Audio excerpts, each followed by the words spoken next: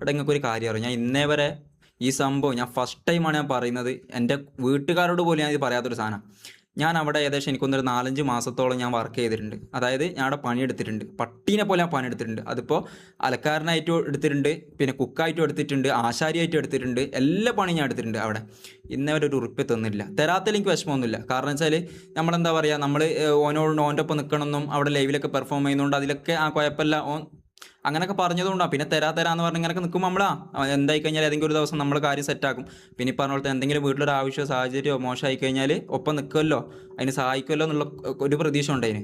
എന്നിട്ട് അന്ന് രാത്രി ഈ PC അന്ന് എൻ്റെ ബർത്ത്ഡേൻ്റെ ആ രാത്രി എന്താ പറയുക, ഞാൻ പറഞ്ഞു എന്നാൽ പിന്നെ കുക്കിങ്ങിൻ്റെ കാര്യം അപ്പനോട് അറിയാം, മെൽവിൻ്റെ സാലറി നീ തന്നെ കൊടുക്കേണ്ടത്.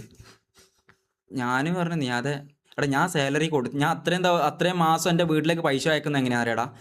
ഓൾറെഡി എനിക്ക് 1-2 മാസം കഴിഞ്ഞപ്പോൾ കാര്യം മനസ്സിലായി, ഒരു രൂപ ഇവിടുന്ന് കിട്ടാൻ പോകുന്നില്ല, ഒരിക്കലും കിട്ടൂലെന്ന്.